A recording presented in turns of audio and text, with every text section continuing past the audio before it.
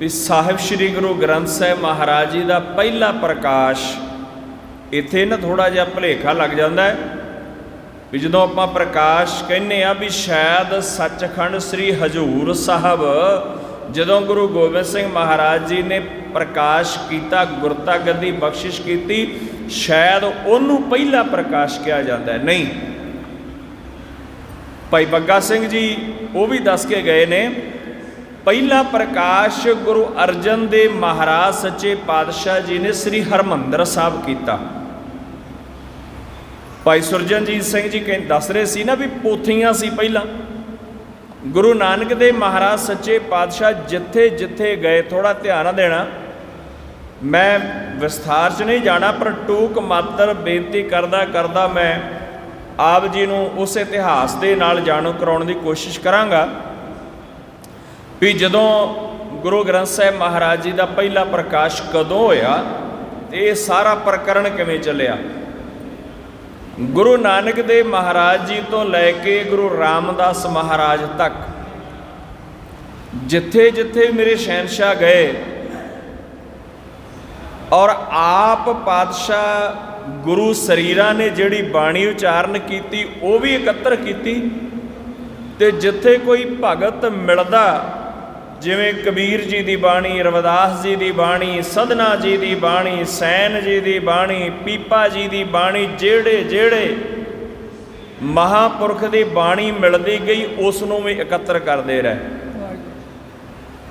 पर वो बाणी किसी ग्रंथ के रूप में नहीं सी, अड्डो अड्ड बाणी। कबीर जी की बाणी अड्ड सी क्योंकि उदों किसी ग्रंथ की सिरजना नहीं सी हुई, ते नाल चार पातशाहियां ने अपनी बाणी उचारण की। गुरु नानक देव महाराज जी की बाणी, गुरु अंगद देव महाराज जी की बाणी, गुरु अमरदास महाराज जी की बाणी, ते गुरु रामदास महाराज जी की बाणी। चार पातशाहियां की बाणी हो गई, नाल भगतां की बाणी हो गई। ते जदों गुरु अर्जन देव महाराज गुरता गद्दी ते बिराजे ते फिर नाल गुरु अर्जन देव महाराज जी की भी बाणी इकट्ठी हो गई। और साहिब श्री गुरु ग्रंथ साहिब महाराज जी दे विच सब तो ज़्यादा किसी गुरु शरीर की बाणी है तो वह है गुरु अर्जन देव महाराज। सब तो वध बाणी गुरु अर्जन देव महाराज जी की धन साहिब श्री गुरु ग्रंथ साहिब महाराज जी दे विच। संगतां ने बेनती की बाबा बुढ़ा जी नूं। हुण इत्थे बाबा बुढ़ा जी का किड्डा वड्डा रुतबा है गुरु घर दे विच, ते भाई गुरदास जी का किड्डा वड्डा रुतबा है। कोई भी औखा समा जां औकड़ दा समा आउंदा, हुण औकड़ दा समा अज आपां औकड़ पता किहनूं कहने आ, साडी जिंदगी विच कोई औखा समा आ जाए उहनूं कह दिंदे आ औकड़ दा समा। नहीं, जदों गुरु नानक देव महाराज सच्चे पातशाह जी ने गुरु अंगद देव महाराज जी ने हुक्म किया ना भी जाओ तुसी खडूर चले जाओ, तो पातशाह उत्थे जाके गुप्त हो गए। तो संगतां ने सोचा भी गुरु नानक देव महाराज से निरंकार अपने स्वरूप च भेद हो गए, असीं हुण किहनूं मत्था टेकीए। बड़ा औकड़ दा समा बनिया भी गुरु साहब तां दर्शन ही नहीं दिंदे गुरु अंगद देव महाराज।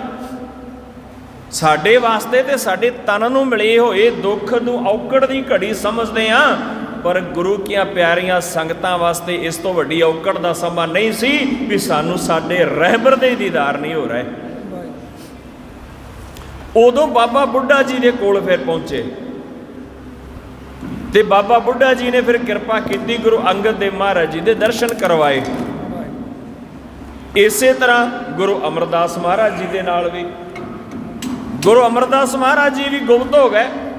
जदों गुरु अंगद देव महाराज जी ने कृपा की उदों भी बाबा बुढ़ा जी ने ही दर्शन करवाए सन। संगतां बाबा बुढ़ा जी कोल जांदियां, बाबा जी तुसी बहुत नेड़े हो गुरु नानक देव महाराज जी दे, कृपा करो हुण नहीं रहा जांदा, हुण नहीं रहा जांदा। ते उदों भी बाबा बुढ़ा साहब जी ने ही दर्शन करवाए सन। बड़ा वड्डा मान। और देखो गुरु नानक देव महाराज जी की सेवा में आए बाबा बुढ़ा जी, ते 6वीं पातशाही तक ਗੁਰੂ ਹਰਗੋਬਿੰਦ ਪਾਤਸ਼ਾਹ ਤੱਕ ਰਹੇ। ਤੇ ਗੁਰੂ ਨਾਨਕ ਦੇਵ ਮਹਾਰਾਜ ਜੀ ਤੋਂ ਬਿਨਾਂ ਕਿਸੇ ਗੁਰੂ ਸਰੀਰ ਨੇ ਬਾਬਾ ਬੁੱਢਾ ਜੀ ਦਾ ਨਾਂ ਨਹੀਂ ਲਿਆ। ਕੀ ਕਹਿੰਦੇ ਸਨ? ਬਾਬਾ ਜੀ। ਇੰਨਾ ਮਾਣ ਸੀ ਬਾਬਾ ਬੁੱਢਾ ਜੀ ਦਾ। ਤੋ ਬਾਬਾ ਬੁੱਢਾ ਜੀ ਨੂੰ ਹੁਣ ਵੀ ਸੰਗਤਾਂ ਨੇ ਬੇਨਤੀ ਕੀਤੀ, ਬਾਬਾ ਜੀ ਵੀ ਪੰਜਵੇਂ ਗੁਰੂ ਨਾਨਕ ਗੁਰੂ ਅਰਜਨ ਦੇਵ ਮਹਾਰਾਜ ਜੀ ਦੀ ਵੀ ਬੜੀ ਬਾਣੀ ਇਕੱਤਰ ਹੋ ਗਈ, 4 ਵੱਡੇ ਸਤਿਗੁਰਾਂ ਦੀ ਬਾਣੀ ਇਕੱਠੀ ਹੋ ਗਈ, ਭਗਤਾਂ ਦੀ ਬਾਣੀ ਵੀ ਇਕੱਠੀ ਹੈ, ਤੇ ਕਿਉਂ ਨਾ ਇਹਨੂੰ ਗ੍ਰੰਥ ਦਾ ਰੂਪ ਬਣਾ ਦਿੱਤਾ ਜਾਵੇ ਤਾਂ ਕਿ ਸਾਰੀ ਦੀ ਸਾਰੀ ਬਾਣੀ ਆਪਾਂ ਇੱਕੋ ਵਾਰੀ ਉਹਦੇ ਦਰਸ਼ਨ ਇੱਕ ਜਗ੍ਹਾ ਹੀ ਕਰ ਸਕੀਏ। ਤੇ ਬਾਬਾ ਬੁੱਢਾ ਜੀ ਨੇ ਭਾਈ ਗੁਰਦਾਸ ਜੀ ਨਾਲ ਸਲਾਹ ਕੀਤੀ। ਭਾਈ ਗੁਰਦਾਸ ਜੀ ਨੂੰ ਵੇਦ ਵਿਆਸ ਦਾ ਖਿਤਾਬ ਮਿਲਿਆ ਗੁਰੂ ਨਾਨਕ ਦੇ ਘਰ ਦੇ ਵਿੱਚ। ਬੜੀ ਉੱਚੀ ਤੇ ਬੜੀ ਸੁੱਚੀ ਸੋਚ ਸੀ ਭਾਈ ਗੁਰਦਾਸ ਜੀ ਦੀ। ਤੇ ਭਾਈ ਗੁਰਦਾਸ ਜੀ ਕਹਿਣ ਲੱਗੇ, ਬਾਬਾ ਜੀ ਬੜੀ ਚੰਗੀ ਗੱਲ ਹੈ, ਤੁਸੀਂ ਤੇ ਗੁਰੂ ਨਾਨਕ ਦੀ ਗੋਦੀ ਵਿੱਚ ਰਹਿੰਦੇ ਹੋ ਹਮੇਸ਼ਾ, ਕਿਰਪਾ ਕਰੋ ਗੁਰੂ ਅਰਜਨ ਦੇਵ ਮਹਾਰਾਜ ਸੱਚੇ ਪਾਤਸ਼ਾਹ ਪੰਜਵੇਂ ਗੁਰੂ ਨਾਨਕ ਨੂੰ ਬੇਨਤੀ ਕਰੋ ਵੀ ਇਹ ਸਾਰੀ ਬਾਣੀ ਜਿਹੜੀ ਹੈ ਇਹ ਇੱਕ ਜਗ੍ਹਾ ਇਹਦਾ ਸੰਕਲਨ ਕੀਤਾ ਜਾਏ। ਤੇ ਬਾਬਾ ਬੁੱਢਾ ਜੀ ਦੇਖੋ, ਭਾਈ ਗੁਰਦਾਸ ਜੀ ਨੇ ਬਾਬਾ ਜੀ ਦਾ ਮਾਣ ਕੀਤਾ ਤੇ ਬਾਬਾ ਜੀ ਭਾਈ ਸਾਹਿਬ ਦਾ ਮਾਣ ਕਰਦੇ ਨੇ। ਕਹਿੰਦੇ ਭਾਈ ਸਾਹਿਬ ਜੀ ਤੁਸੀਂ ਵੀ ਮੇਰੇ ਨਾਲ ਚੱਲੋ। ਬਾਬਾ ਬੁੱਢਾ ਜੀ ਨੇ ਭਾਈ ਗੁਰਦਾਸ ਜੀ ਨੂੰ ਕਿਹਾ। ਭਾਈ ਗੁਰਦਾਸ ਜੀ ਬਾਬਾ ਬੁੱਢਾ ਜੀ ਦਾ ਹੁਕਮ ਮੰਨ ਕੇ ਗੁਰੂ ਅਰਜਨ ਦੇਵ ਮਹਾਰਾਜ ਜੀ ਦੇ ਕੋਲ ਗਏ। ਕਹਿਣ ਲੱਗੇ, ਸੱਚੇ ਪਾਤਸ਼ਾਹ ਇੱਕ ਬੇਨਤੀ ਕਰਨ ਆਏ ਆ। ਤੇ ਗੁਰੂ ਅਰਜਨ ਦੇਵ ਮਹਾਰਾਜ ਆਪ ਨਿਰੰਕਾਰ, ਆਪ ਮਾਲਕ, ਉਹ ਤਾਂ ਘੜ ਘੜ ਕੇ ਜਾਣਦੇ ਸਨ, ਪਰ ਫਿਰ ਵੀ ਕਹਿਣ ਲੱਗੇ, ਬਾਬਾ ਜੀ ਹੁਕਮ ਕਰੋ। ਤੇ ਬਾਬਾ ਬੁੱਢਾ ਜੀ ਕਹਿਣ ਲੱਗੇ, ਸੱਚੇ ਪਾਤਸ਼ਾਹ ਹੁਕਮ ਨਹੀਂ, ਦਾਸ ਦੀ ਤਾਂ ਬੇਨਤੀ ਹੈ, ਤੇ ਦਾਸ ਨੂੰ ਸੰਗਤਾਂ ਦਾ ਹੁਕਮ ਹੋਇਆ ਹੈ ਤਾਂ ਤੁਹਾਡੇ ਚਰਨਾਂ 'ਚ ਹਾਜ਼ਰ ਹੋਏ ਆ। ਦੱਸੋ ਸੱਚੇ ਪਾਤਸ਼ਾਹ, 4 ਵੱਡੇ ਗੁਰੂਆਂ ਦੀ ਬਾਣੀ, ਆਪ ਜੀ ਦੀ ਬਾਣੀ, ਭਗਤਾਂ ਦੀ ਬਾਣੀ, ਸੰਗਤਾਂ ਦੀ ਸੋਚ ਹੈ, ਇੱਕ ਵਿਚਾਰ ਹੈ ਵੀ ਇਹਦਾ ਇੱਕ ਸੰਕਲਨ ਕੀਤਾ ਜਾਵੇ, ਇੱਕ ਗ੍ਰੰਥ ਤਿਆਰ ਕੀਤਾ ਜਾਵੇ ਜਿਹਦੇ ਵਿੱਚ ਸਾਰੀ ਬਾਣੀ ਜੋ ਹੈ ਦਰਜ ਕੀਤੀ ਜਾਵੇ, ਔਰ ਉਹ ਬਾਣੀ ਜਗ੍ਹਾ ਜਗ੍ਹਾ ਤੋਂ ਲੱਭਣੀ ਨਾ ਪਵੇ। ਜਦੋਂ ਇੱਕ ਗ੍ਰੰਥ ਰੂਪ ਹੋਵੇਗੀ ਬਾਣੀ, ਤੇ ਸੰਗਤਾਂ ਨੂੰ ਪੜ੍ਹਨ ਵਿੱਚ ਤੇ ਸਰਵਣ ਕਰਨ ਦੇ ਵਿੱਚ ਬੜੀ ਸਹੂਲਤ ਹੋਵੇਗੀ। ਤੇ ਜਦੋਂ ਬਾਬਾ ਬੁੱਢਾ ਜੀ ਨੇ ਬਚਨ ਕਹੇ ਨਾ, ਗੁਰੂ ਅਰਜਨ ਦੇਵ ਮਹਾਰਾਜ ਕਹਿਣ ਲੱਗੇ, ਬਾਬਾ ਜੀ ਇਸ ਤੋਂ ਚੰਗਾ ਹੋਰ ਕਿਹੜਾ ਕੰਮ ਹੋ ਸਕਦਾ, ਕਰੋ ਤਿਆਰੀ।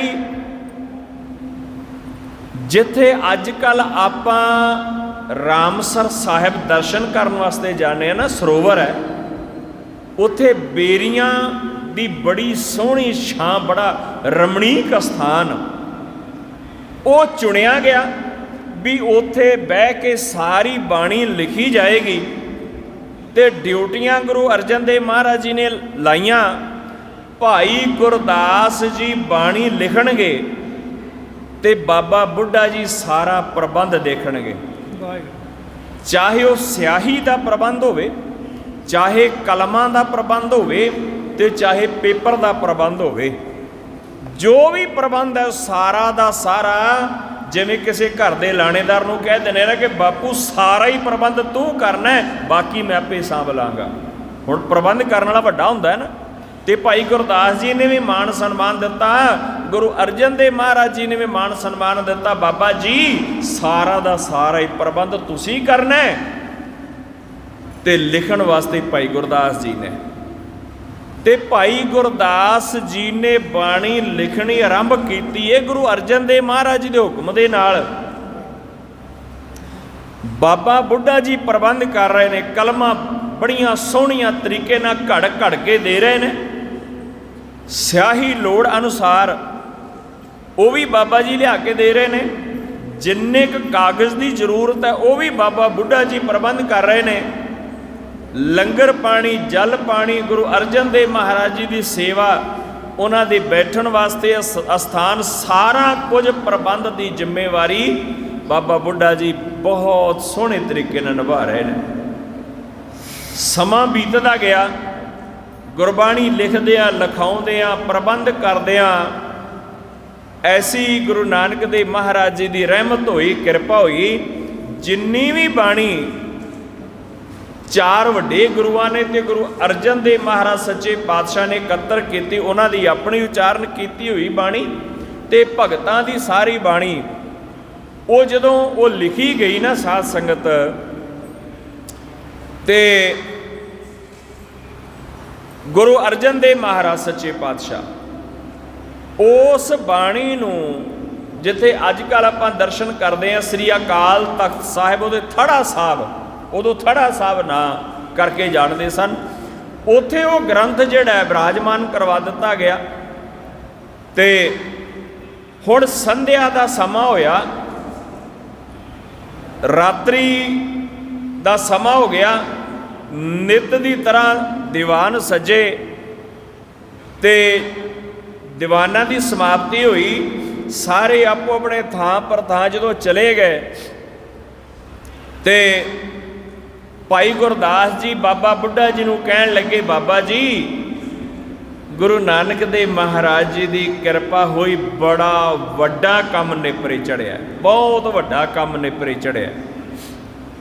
और ये तो गुरु नानक ने साडे गरीब सिखां दे सिर उत्ते अपना मेहर भरिया हथ रखिया, तां ये एडा वड्डा कारज सिरे चढ़िया। ते बाबा बुढ़ा जी भी कहण लगे, भाई साहब तुहाडे वर्गे वेद व्यास गुरु नानक दे घर दे विच होण ते बाणी भला लिखी क्यों ना जावे।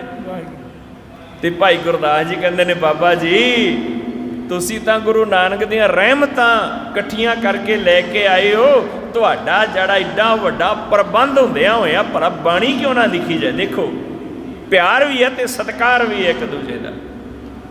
इस तरह के ना प्यार भरे वचन करदियां करदियां जदों रात तकरीबन 2 पहर बीत गई ना, तो भाई गुरदास जी ने बाहर अचानक तकिया, जदों बाहर देखा ना भाई गुरदास जी ने हैरान रह गए। हैरानी कादी हुई, गुरु अर्जन देव महाराज सच्चे पातशाह इधरों उधर उधरों इधर इधरों उधर बस इसे तरह टहली जा रहे हैं। जिवें ना आपां कोई चिंता होवे जां कोई बड़ा वड्डा काम रहिंदा होवे भी वो किवें होवेगा, उहदी सोच दे विच आपां कई बार टहलण लग जाते हैं। गुरु अर्जन देव महाराज टहल रहे हैं। जदों भाई गुरदास जी ने देखा, भाई गुरदास जी एकदम बाबा बुढ़ा जी को गए, कहन लगे, बाबा जी उरे आओ आओ तुहानूं मैं कुछ दर्शन करावां। बाबा बुढ़ा जी उठे, भाई गुरदास जी के कोल आए तो भाई गुरदास जी ने इशारे नाल दस्सिया, आओ देखो गुरु अर्जन देव महाराज 2 पहर रात बीत गई है पर अजे सुते नहीं गुरु अर्जन देव महाराज।